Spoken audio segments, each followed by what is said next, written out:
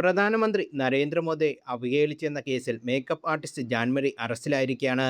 Kozhikode city cyber പോലീസാണ് arrest ചെയ്തത്. ജാമ്യം ലഭിക്കുന്ന വകുപ്പുകൾ ചുമത്തിയതിനാൽ സ്റ്റേഷൻ ജാമ്യത്തിൽ വിട്ടയക്കും. മഹിളാ മോർച്ച നൽകിയ പരാതിയിലാണ് ജാൻമണി അറസ്റ്റിലായത്. ജന്തർ മന്തർ പ്രതിഷേധവുമായി ബന്ധപ്പെട്ട് സംസാരിക്കവേ പ്രധാനമന്ത്രിക്കെതിരെ അധിക്ഷേപകരമായ പരാമർശം നടത്തുകയായിരുന്നു ജാൻമണി. വിഷയത്തിൽ ആക്ടിവിസ്റ്റായ ദിയാസന നടത്തിയ പ്രതികരണമാണ് ഇപ്പോൾ ശ്രദ്ധ നേടുന്നത്. ജാൻമണിയുടെ അറസ്റ്റ് രേഖപ്പെടുത്തി എന്ന് ഘോരമായ വാർത്തകൾ വരുന്നു. ജാൻമണി പ്രധാനമന്ത്രിക്കെതിരായി നടത്തിയ പരാമർശം തികച്ചും തെറ്റ് തന്നെയാണ്. ആരും ന്യായീകരിക്കുന്നില്ല.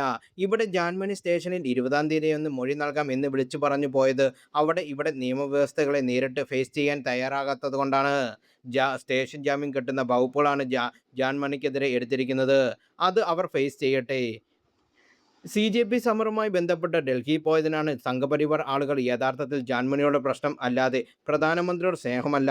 അങ്ങനെയാണെങ്കിൽ പ്രധാനമന്ത്രിയെ കേട്ടാൽ അറയ്ക്കുന്ന ഭാഷയിൽ തെറി വിളിച്ച ഷഫീന ബീബി എന്ന സ്ത്രീ എന്തുകൊണ്ട് അറസ്റ്റ് ചെയ്യുന്നില്ല? എത്രയോ പരാതികൾ പോയി കേസ് പോലും എടുത്തില്ല. അപ്പോൾ തന്നെ അജണ്ട മനസ്സിലായില്ലേ? അവർ തെറ്റ് ചെയ്തു എന്ന് സ്വയം സമ്മതിച്ചുകൊണ്ട് ക്ഷമ പറഞ്ഞ വീഡിയോ ഇട്ടിട്ടുണ്ടായിരുന്നു. അത് ചെയ്താണെങ്കിലും ജാൻമണിക്ക് ബോധം കാണിച്ചു. പക്ഷേ പല ആക്രമണങ്ങളും അതിക്രമങ്ങളും നടത്തിയവർ ഒന്നും ഒളിഞ്ഞിരിക്കുന്നു. അവർക്ക് തടുക്കാനും ഒരു പരിധിവരെ. ന്യായവും നീതിയും എല്ലാവർക്കും ഒരുപോലെ ആകണം. അത് ആരെ ചെയ്താലും. ദിയാസേനയുടെ കുറിപ്പുകൾ ഇങ്ങനെ.